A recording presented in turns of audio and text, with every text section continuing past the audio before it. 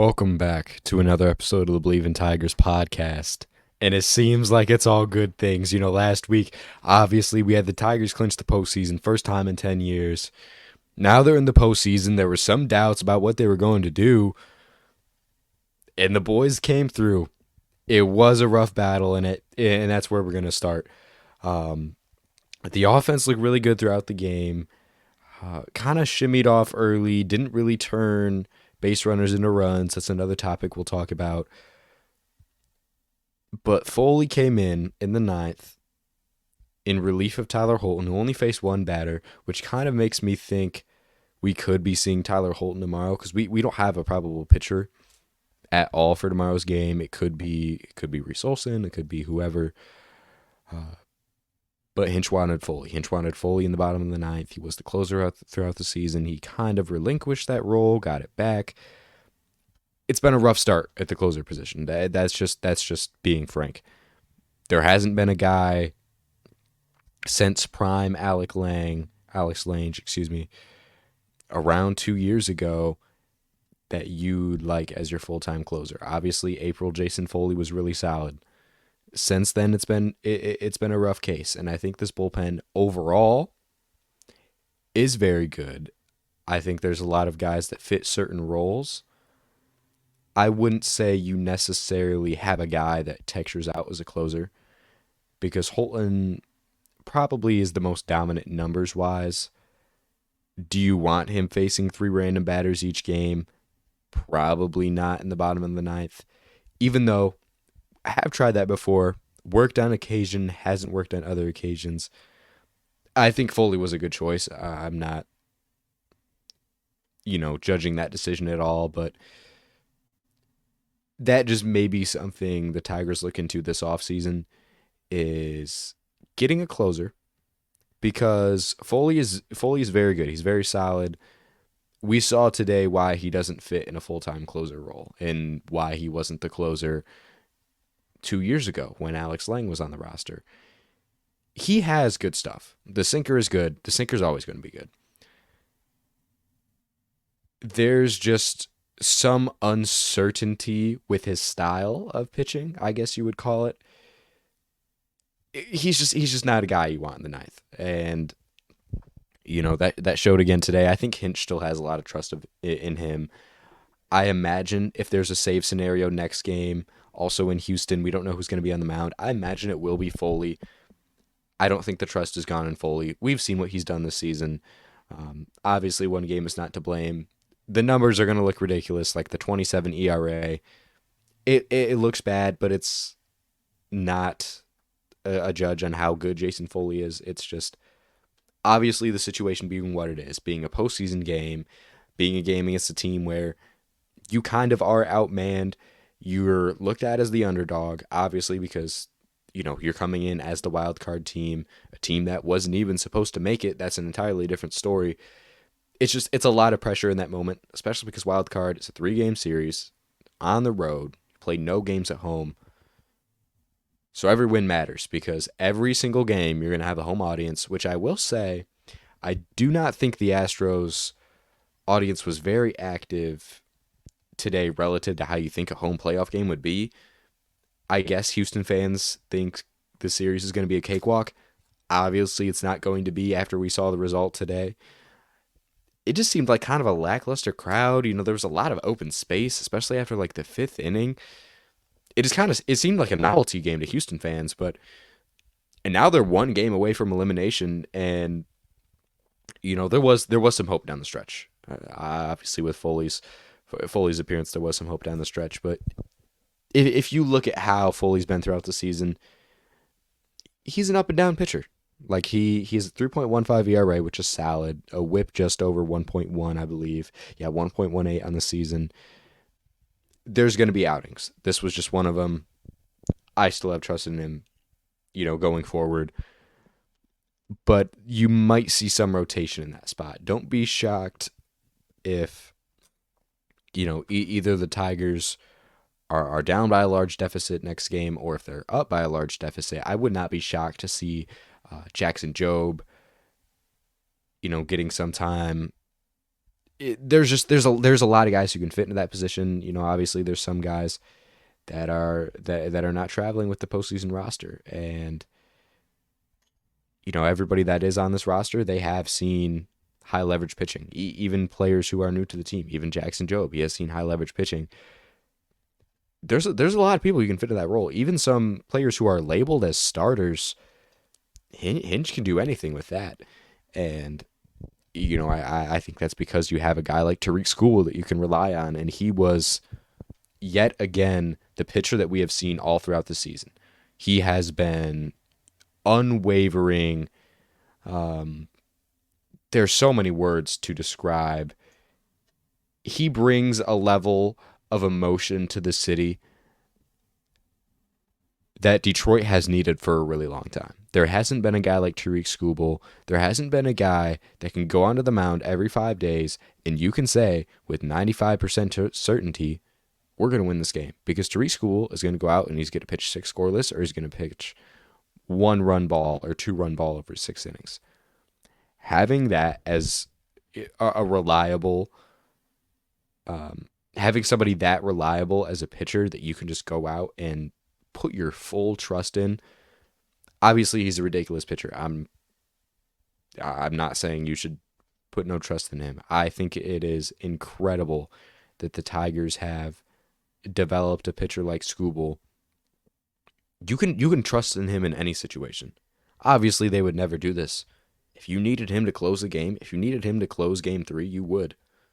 Who else on the team can barrel 100, has one of the highest chase rates on a changeup, also has one of the best sliders in the league?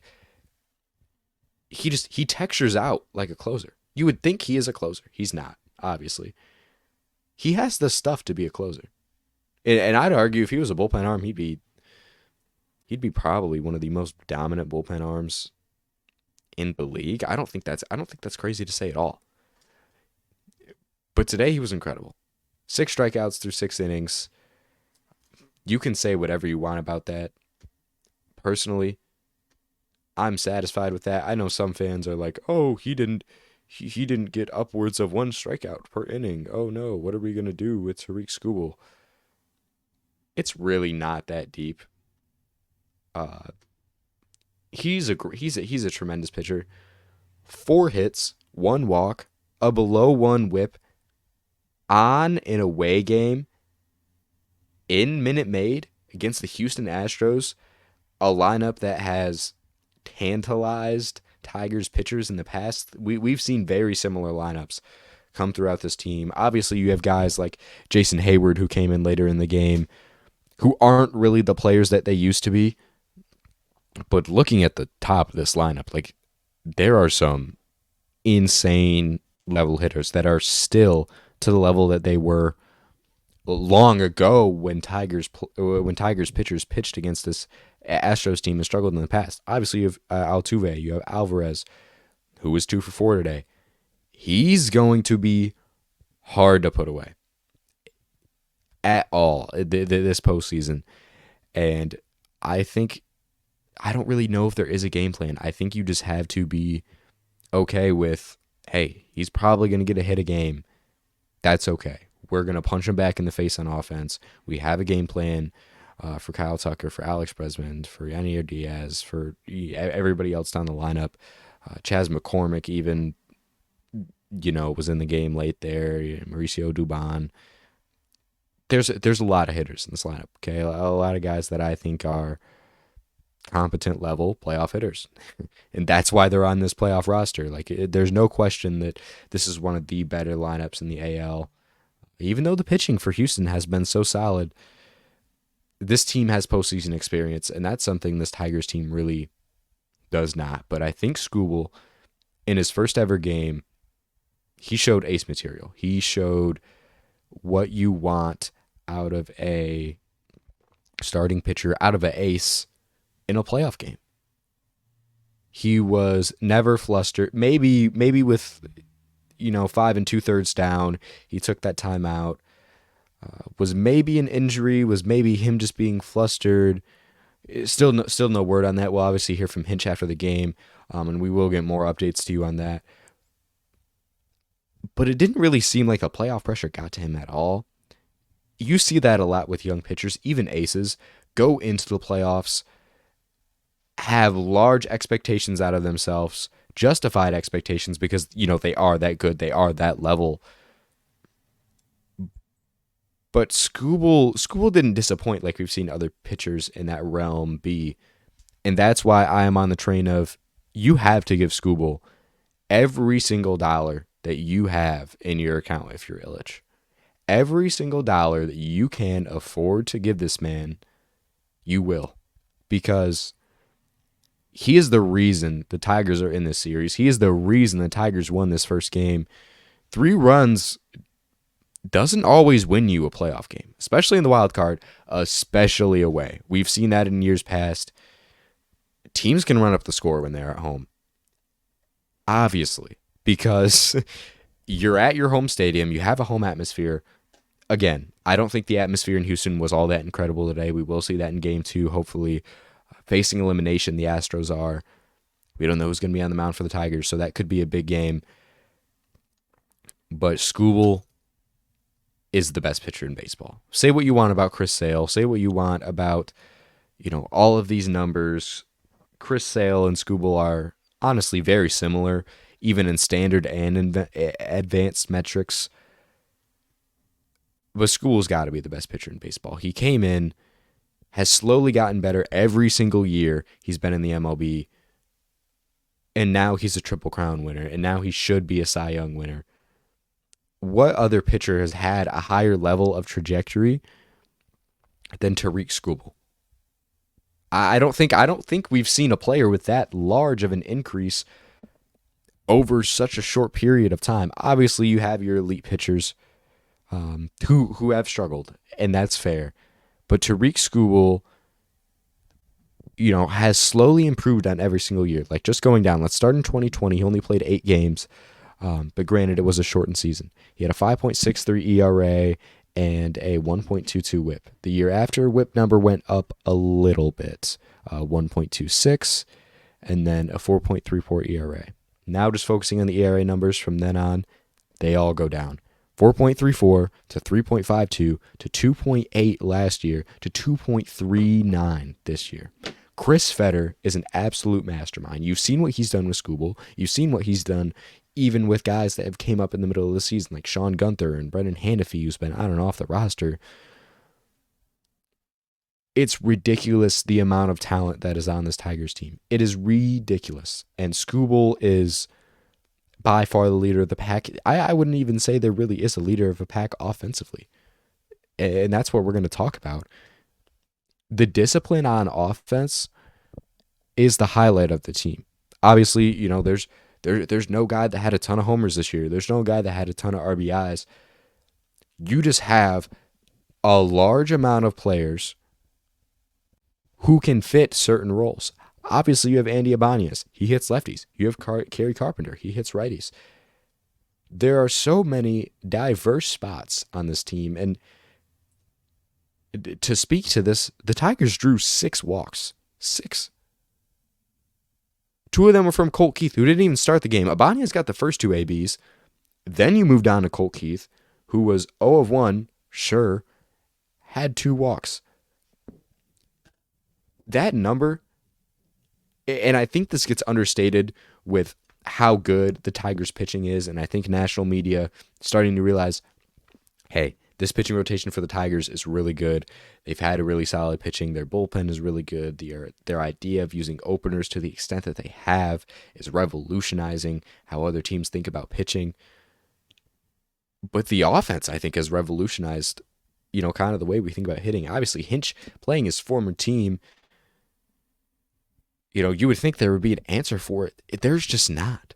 Because when you manage to the point that AJ Hinch does, there are some managers in the MLB who, in all honesty, are just there. They put a lineup together. They don't pitch hit anybody. They let pitchers go 8 innings. Hinch is not that kind of guy. He is very matchup heavy, very savvy, very into the statistics, like you would think somebody who's a statistician, like Moneyball level statistician would be. He's in that room. He knows what he is doing, and he showed that again today. Obviously, bringing in Colt Keith, he got the 2 walks, and I think he just had a starting lineup that had so much potential. And I'm gonna diverge onto 2 topics at the same time, talking about the discipline, also talking about how these base runners need to turn into runs. Um, but I think you have such a balanced offense, you can beat anybody in the AL. There's some really strong teams in the NL. Yes, I still think the Tigers can win. I think they're more capable to win against any of the AL teams. And the reason why I say that is throughout the season, they've taken down, some of the Goliaths of Major League Baseball. They've also lost to some of the worst teams in baseball. That's how the sport is, but it's a testament to the way that this offense is ran. What do I mean by that? Your offense is not more so based off of how many home runs can you hit? What are the stats for this guy? Oh, this guy's your star. He's going to be number 3. AJ Hinch will take the bat out of his best player's hands in favor of a better matchup. He will sub out Riley Green. He will sub out Kerry Carpenter. Obviously, he would do that for a lefty. But he'll sub out those guys to bring in somebody on the bench who he thinks has a better matchup. Whether it be splits wise, this guy's better against righties or lefties, or even more advanced things like, hey, this guy hasn't really excelled hitting balls over 98 miles an hour. This pitcher on the mound has a fastball that tops at 101. I probably shouldn't leave this guy in, so I'm going to bring in the guy with a 180 average on the bench that probably fits this matchup better, which any other manager would be scared to do, but AJ Hinch is not. He is a testament to this city. AJ Hinch, obviously I know he didn't start his managerial career in Detroit, but he is a Detroit man. He knows what it's like to defy the odds of the entire culture around you. We saw this with the Bad Boys Pistons, and I hate to make that comparison, but it's true. The Bad Boys Pistons, they revolutionized how we think about the game of basketball, how you can eliminate one player from a game, essentially.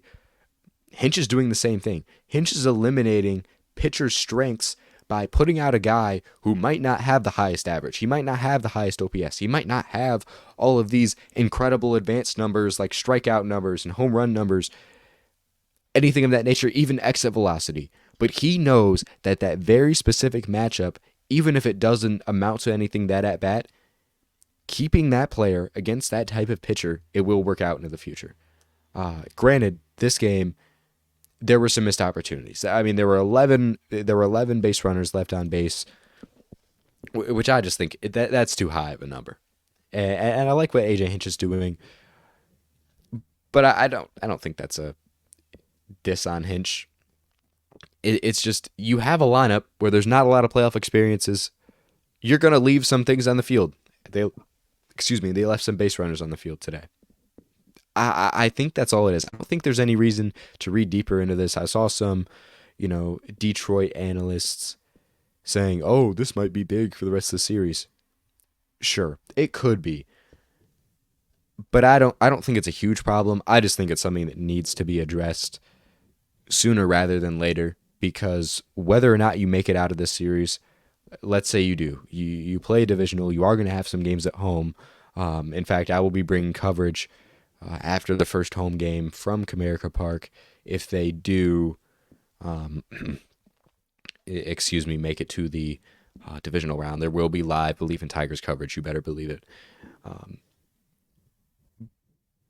But I think you need to rely on your lineup a little bit more. I think the lineup was okay. Obviously, you only scored in 1 inning. You got on base a ton. You had 2 base runners in multiple innings. I believe it was 5 innings where you had two or more base runners on base at one time.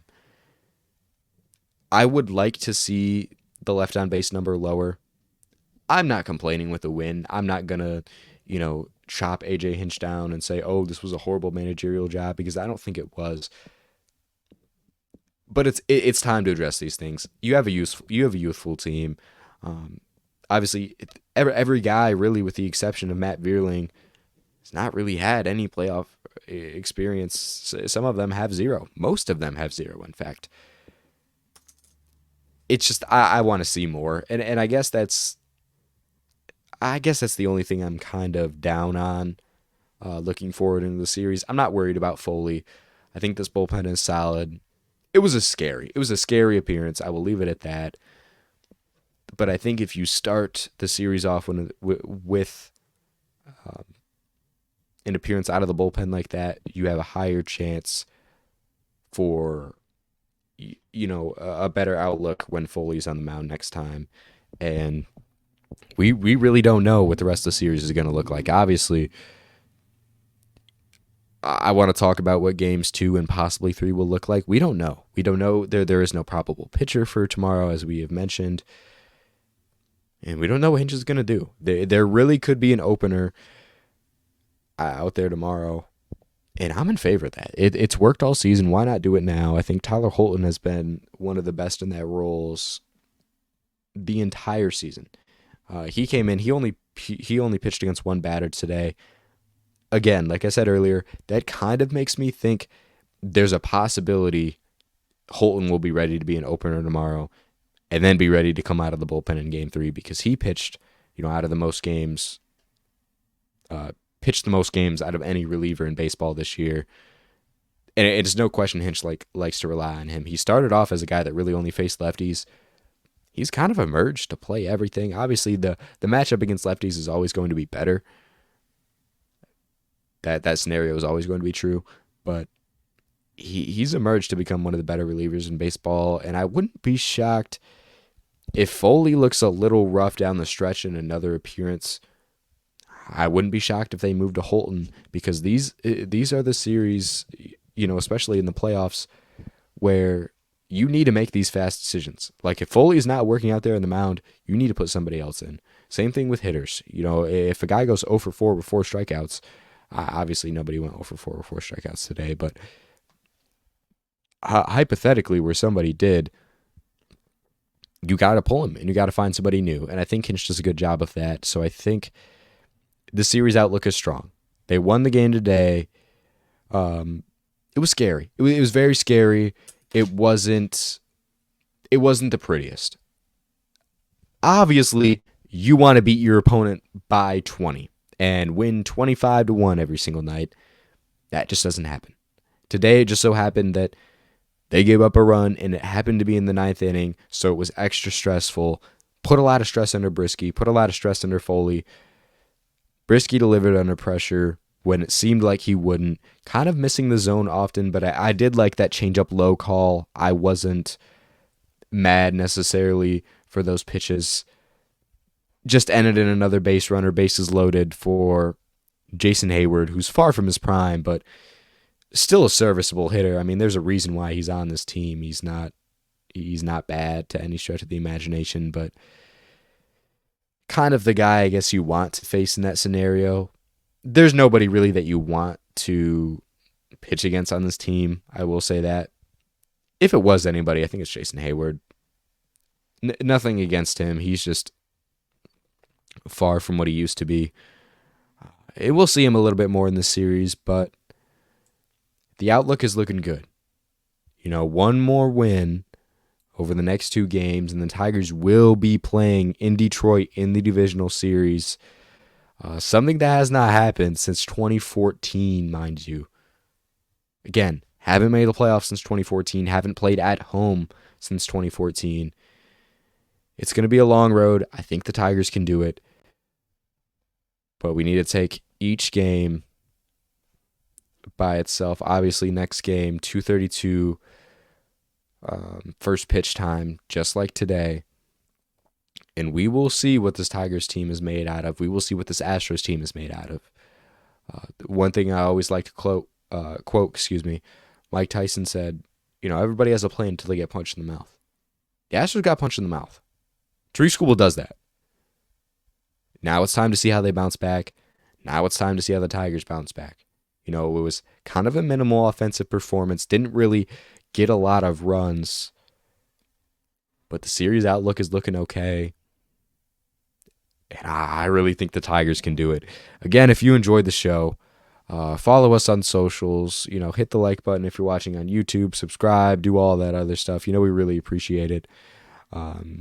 We've been loving the love recently. Seeing you guys appreciate the podcast over time, it's very rewarding for me. And if you're listening on podcast form, do whatever you do on podcast form. I don't really know. Follow, bookmark, download. I'm not sure what the numbers are there. Not too big into that. I'm just a Tigers guy. Happens to talk on a podcast. But anyway, we will be back tomorrow with coverage after Game 2. Could mean we're headed to the divisional series. It could mean we're headed to Game 3 in Houston at Minute Maid Park. But we will find out about all of that tomorrow. Thank you for listening.